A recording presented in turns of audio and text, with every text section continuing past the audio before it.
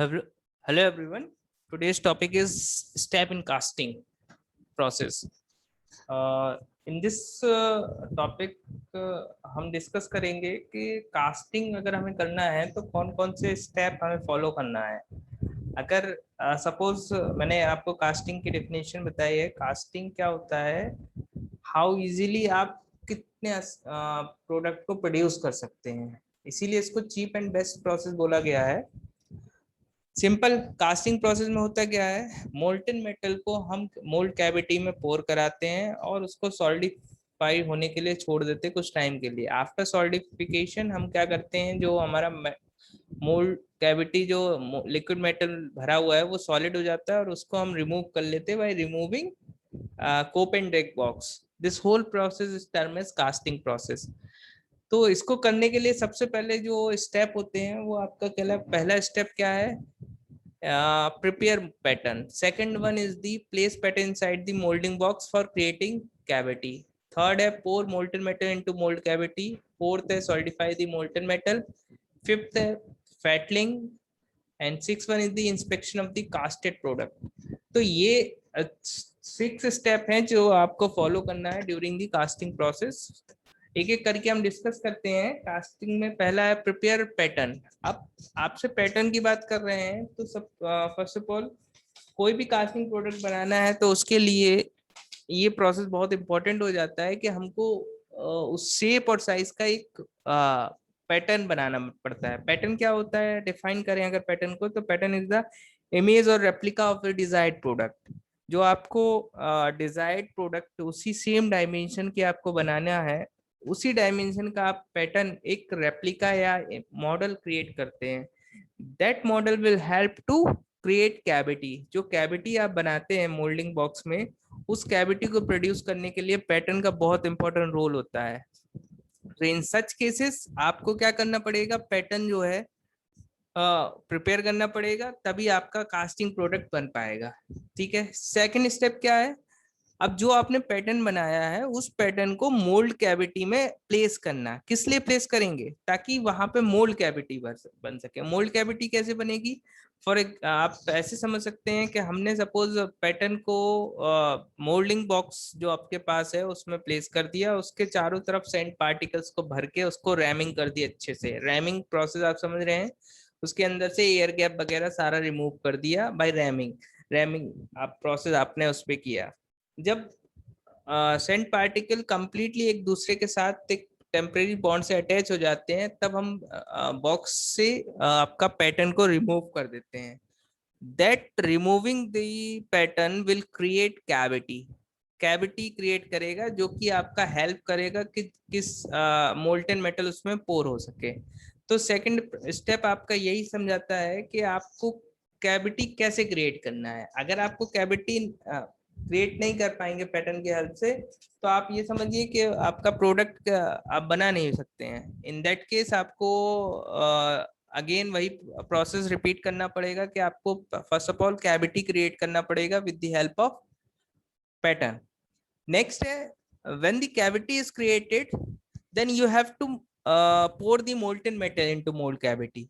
आपको molten metal में pour करना पड़ेगा, मोल्टन मेटल को मोल्ड कैविटी में पोर करना पड़ेगा। पोर आप कैसे भी कर सकते बाय यूजिंग गेटिंग सिस्टम और simple runner, riser etcetera etcetera आप यूज करके मोल्टन मेटल को पोर कर सकते हैं। अब यहाँ पे मोल्टन मेटल देखिए क्या है, आपका ह्यूज अमाउंट में रिक्वायर्ड होता है, क्योंकि आपको लार्ज नंबर में प्रोडक्ट प्रोड्यूस करने हैं। अगर लार्ज नंबर में प्रोडक्ट प्रोड्यूस करने हैं तो you have sufficient liquid metal. तो उसको आपको लिक्विड मेटल प्रोड्यूस करना है, दैट मींस मोल्टन फॉर्म चाहिए मेटल की, तो आपको एक फर्नेस की रिक्वायरमेंट होती है। That furnace will help to create the huge amount of molten metal. So that is cupola furnace for casting. Specific casting purpose के लिए क्यूबोला फर्नेस बहुत इंपॉर्टेंट हो जाती है, जो कि हेल्प करती है मोल्टन मेटल को क्रिएट करने में। ठीक है। Solidify the molten metal. Next step आपका क्या है, सॉलिडिफाई दी मोल्टन मेटल। मोल्टन मेटल को आप सॉलिडिफाई करना है, जो कि मैंने आपसे बोला है कि जब कैविटी पूरी तरह कैप्चर कर लेगी मोल्टन मेटल, तो आपको उसको सॉलिड होने के लिए छोड़ देना है। जैसे ही वो सॉलिड हो जाएगा उसको आप रिमूव कर दीजिए, आपका फाइनल प्रोडक्ट बन जाएगा। आप सॉलिडिफिकेशन क्या होता है, सॉलिडिफिकेशन एक तरह का प्रोसेस होता है जिसमें लिक्विड मेटल सॉलिड स्टेट में कन्वर्ट होती है, means liquid state to solid state conversion is called solidification process and the time required for that, जो टाइम रिक्वायर्ड होता है लिक्विड से सॉलिड में कन्वर्ट होने के लिए उसको हम बोलते हैं solidification time. Clear? Next step है फेटलिंग। फेटलिंग का मतलब क्या है? आप मेटल जो आपने सॉलिडिफाई हुई है लिक्विड मेटल, उसको आपको प्रोडक्ट बाहर निकालना है। बाहर किससे? मोल्डिंग बॉक्स से। तो आपको या तो मोल्डिंग बॉक्स को ब्रेक करना पड़ेगा या आप उसको इजीली रिमूव कर दीजिए मोल्डिंग बॉक्स को, ताकि आपका प्रोडक्ट सेफली बाहर आ सके। एंड एट लास्ट जो कास्टेड प्रोडक्ट आपने बनाया है कास्टिंग प्रोसेस के थ्रू, उसको इंस्पेक्ट कीजिए, उसमें कोई डिफेक्ट तो नहीं है। इन केस अगर कोई डिफेक्ट होता है तो हम उसे फर्दर रिलेट करते हैं चीजें, आपको हीट ट्रीटमेंट प्रोसेस के लिए उसे आगे प्रोसीड कर देते हैं। यही प्रोसेस कंटिन्यू रहता है ताकि उसकी इंटरनल प्रॉपर्टीज हम चेंज कर सके। फर्नेस पे आप ये समझिए कि कितना टेम्परेचर रहता है, कितना एनवायरनमेंट होना चाहिए, नॉर्मलाइजिंग कर रहे हैं आप या अनीलिंग कर रहे हैं, तो दीज आर और these all are our heat treatment process. So you have to done heat treatment process after inspection. ठीक है, तो ये बेसिक स्टेप थे, वही मैंने यहाँ पे आपको समझाया है, वही इस पे लैंग्वेज में लिख रखा है। देख लीजिए क्या है। Pattern making, the pattern is a replica of a casting to be produced, then a replica means the shape of the pattern is same as the shape of the casting to be produce. जो आके आपको produce करना है उसी का shape होता है, same dimension होती है। नेक्स्ट है मोल्ड मेकिंग। मोल्ड मेकिंग का यहाँ मतलब है कैविटी क्रिएट करना। कैसे आप कैविटी क्रिएट कर रहे हैं? तो after creating a pattern we need to create a sand mold. The process of making a cavity or mold in the compact sand is called molding. आपको कैविटी क्रिएट करना है। कैविटी किससे create कर सकते हैं? पैटर्न की help से आप तो कैविटी बनाएंगे, तभी तो आपका प्रोसेस होगा। अब यहाँ पे डिपेंड करता है कि जो आप सैंड ले रहे हैं, जनरली ग्रीन सैंड को यूज किया जाता है, बट इन केस अगर आपको सैंड की प्रॉपर्टी पता है, अलग अलग प्रॉपर्टीज होती हैं, उसमें कोलैप्सिबिलिटी नहीं होना चाहिए, या फिर आपका ये कह सकते हैं कि जो सैंड पार्टिकल्स होना चाहिए उनमें एडेसिवनेस और कोहेसिवनेस की प्रॉपर्टी भी होनी चाहिए। इसके अपार्ट क्या परमेबिलिटी क्या है, ये सारी प्रॉपर्टीज उसमें इन्वॉल्व होनी चाहिए सैंड पे। तो जब हम प्रोसेस करते हैं इन दैट टाइम हम सारी प्रॉपर्टीज को कंसीडर करते हैं। नेक्स्ट आपका सॉल्ट पोरिंग एंड सॉल्टिफिकेशन। तो पोरिंग हमने क्या किया है, हमने बोला है आपसे पोरिंग करने के लिए after creation of pattern core as well as mold the next step is pour the molten metal into the sand molding. Sand molding हम इसमें क्या करते हैं, मोल्टन मेटल को पोर कर देते हैं और उसको एक पर्टिकुलर टाइम पीरियड के लिए सॉलिड होने के लिए छोड़ देते हैं, जिसको हमने बोला है सॉलिडिफिकेशन। अब यहाँ पे कोर क्या होती है, अगर हम बात करें कोर, तो कोर बेसिकली यूज होता है हॉलो ज्योमेट्री क्रिएट करने के लिए। सपोज आपने जो कास्टिंग प्रोडक्ट बना रहे हैं उसमें हमने मोल्ड कैविटी में एक आयरन की रॉड उस पर रख दी है जो उसको सपोर्ट कर रहा है पैटर्न को, आप जो मोल्ड कैविटी को, जब वो सॉलिड हो रहा है इन दैट केस। तो ये कोर मेकिंग होता है जिससे उसकी प्रोडक्ट की स्ट्रेंथ इंक्रीज हो जाती है। जैसे आपने देखा भी होगा, आपने जस्ट लेंटर वगैरह पड़ता है, आप छत वगैरह पड़ती है तो वहां देखते हैं कि जो आपकी स्टील की रॉड वगैरह या कास्ट आयरन की रॉड वगैरह पहले डाल दी जाती है, उसके बाद सीमेंट वगैरह डालते हैं। तो ये बेसिकली क्यों किया जाता है? ताकि उसकी स्ट्रेंथ इंक्रीज हो सके। तो कोरिंग प्रोसेस एक तरह का प्रोसेस है जिसमें हम टेक्निक है जिसमें हम हेल्प कर इंक्रीज करते हैं उस जो डिजायर्ड प्रोडक्ट है उसकी स्ट्रेंथ इंक्रीज करने के लिए। ठीक है। नेक्स्ट है फैटलिंग। फैटलिंग मैंने आपसे बोला ही है, fettling is nothing but breaking of the mold after production of component so as to take it out from the sand mold. Clear? Next है इंस्पेक्शन। तो इंस्पेक्शन के बारे में बताया, after production of component it is inspected under the guidance of quality engineer and further it is sent to the machines of where the surface finish of the component is to be done. ठीक है, तो ये inspection के case में था। ये 6 step जो है वो आपको फॉलो करना है। इसके बाद हमने आपसे बोला है कि जो आपका मोल्टन मेटल को प्रिपेयर किया जाता है वो आपका बेसिकली किपोला फर्नेस में प्रिपेयर किया जाता है। ये किपोला फर्नेस ही हेल्प करता है मोल्टन मेटल को डिजायर्ड फॉर्म में कन्वर्ट करने के लिए। अब किपोला फर्नेस के बारे में अगर हम बात करें तो किपोला फर्नेस क्या होता है इसको समझ लीजिए, आपके लिए हेल्पफुल रहेगा। देखिए क्या होता है किपोला फर्नेस।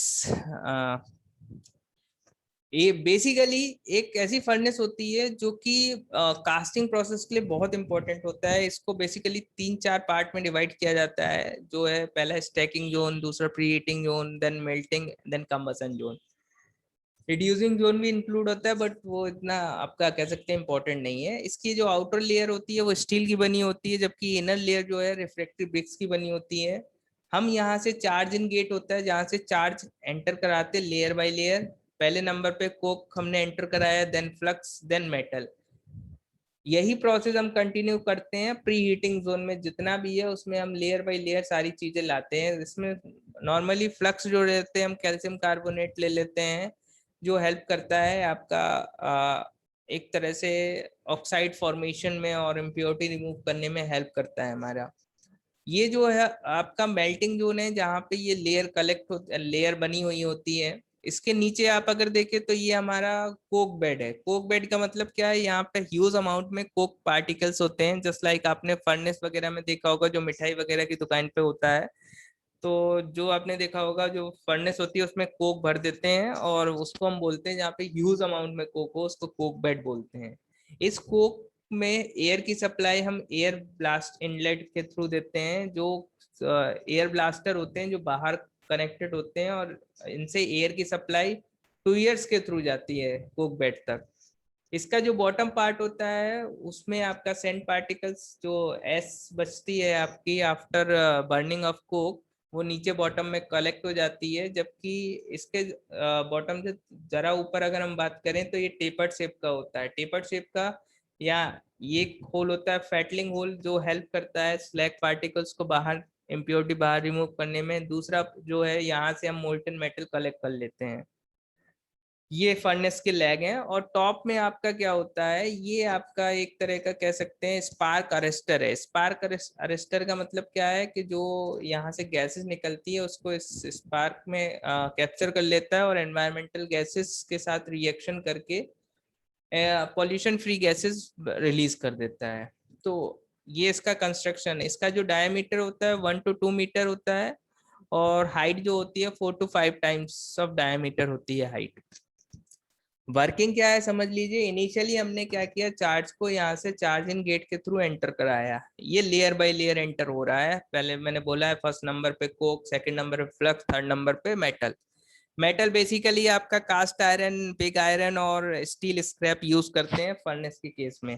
ठीक है, ये किपोला फर्नेस के केस में जैसे हमने इसको लेयर बाय लेयर एंटर कराया, यहाँ कोक बेड पे हमने क्या है स्पार्क प्रोड्यूस किया इस एक्सटर्नल सोर्स से। उससे यहाँ पे बर्निंग स्टार्ट हो गई, बट बर्निंग इतनी सफिशिएंट नहीं है, इतनी इंटेंसिटी नहीं है कि वो इस मेटल को मेल्ट कर सके। तो इन दैट केस हमने एयर बूस्टर की हेल्प से एयर सप्लाई की, जो 2 ईयर्स के थ्रू आपकी कोक बेड तक गया। जैसी कोक बेड में एयर एंटर हुई वहां पे ब्लास्ट हुआ। ब्लास्ट होने की वजह से आपका एक तरह से कहता है ह्यूज इंटेंसिटी की फायर प्रोड्यूस हुई। That high intensity fire will melt the metal. इस मेटल को मेल्ट करना, कोक और फ्लक्स को मेल्ट करना, लेयर को मेल्ट करती रहती है, जिसकी वजह से आपका जो सॉलिड मेटल है वो लिक्विड फॉर्म में कन्वर्ट होता रहता है। जैसे जैसे लिक्विड मेटल कन्वर्ट होता रहेगा वो साइड से आपका यहाँ पे बॉटम में कलेक्ट होना शुरू हो जाएगा। जैसे ही कलेक्ट होगा तो आप देखिए स्टार्टिंग में ये दोनों होल जो हैं वो बंद रहते हैं। इस सबसे पहले हम फैटलिंग होल को ओपन करते हैं। फैटलिंग होल ओपन करने की वजह से जो भी इम्प्योरिटी है वो यहाँ से रिमूव कर लिया जाता है। जब इम्प्योरिटी रिमूव हो गई तो हम फिर टेपिंग होल को ओपन करते हैं, जिससे हम मोल्टन मेटल कलेक्ट करते हैं at a temperature of 1200 degree centigrade. 1200 degree centigrade temperature पे हम मोल्टन मेटल को यहाँ कलेक्ट कर लेते हैं, जो फर्दर यूटिलाइज किया जाता है जो जहाँ पे रिक्वायरमेंट है। एक टाइम में 1 टन के अराउंड इससे हम लिक्विड मेटल प्रोड्यूस कर सकते हैं। ठीक है। अब जो जो मेल्टिंग जोन में तो हमने मेल्ट कर दिया कम। इसके बाद जो प्री हीटिंग जोन है, प्री हीटिंग जोन में क्या होता है, लेयर बाय लेयर क्यों बनाते हैं, क्योंकि जैसे ये हीट करता है भाई, यहाँ जो बेड है वो इसको हीट करेगा। हीट करने के बाद क्या होगा, ये तो आपका मेल्ट होता चला जाएगा, बट गैसेस आपकी जो हैं, जो जिनके पास कुछ अमाउंट का टेम्परेचर भी होता है, हीटेड गैसेस जो होंगी वो ऊपर की तरफ मूव करेंगी। ऊपर की तरफ मूव करने पे ये लेयर बाय लेयर इसको प्री हीट करेंगे। प्री हीट करने का फायदा क्या है कि जैसे जैसे मेटल की ये 1 2 3 लेयर नीचे आती जाएंगी, ये कम टाइम में जल्दी मेल्ट होंगी। इनको कम टाइम लगेगा मेल्ट होने में in comparison to initial one. तो आपका प्रोसेस फास्ट होता चला जाएगा और क्विकली आपका यहाँ मोल्टन मेटल कलेक्ट होती जाएगी, जिसको हम एक आप कह सकते हैं कि एक्सटर्नल सोर्स में कलेक्ट कर सकते हैं। ठीक है। अब जो गैसेस है वो स्टैकिंग जोन मैंने आपको बता ही दिया है, यहाँ स्टैकिंग जोन में कलेक्ट हो जाएगा, जिसको एनवायरनमेंट गैसेस के साथ मिक्स रिएक्शन करके एनवायरनमेंट पॉल्यूशन फ्री गैसेस आपकी डेवलप की जाती हैं। तो this is the whole working of cupola furnace, जो आपका हेल्प करता है लार्ज अमाउंट में प्रोडक्ट को मोल्टन मेटल को प्रोड्यूस करने में। आई थिंक इसके नोट्स मैं आपको भेज दूंगा। बाकी यही आज का क्लास का टॉपिक था। बाकी हम आगे नेक्स्ट लेक्चर में कवर करेंगे। थैंक अब मैं स्टॉप कर रहा हूँ। Thank you everyone.